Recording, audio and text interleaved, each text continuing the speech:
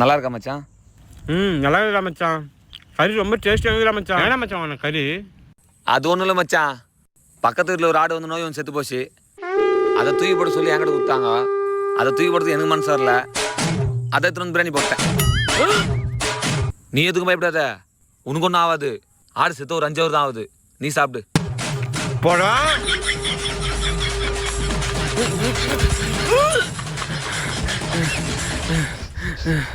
டேய் இல்லடா எங்கடா?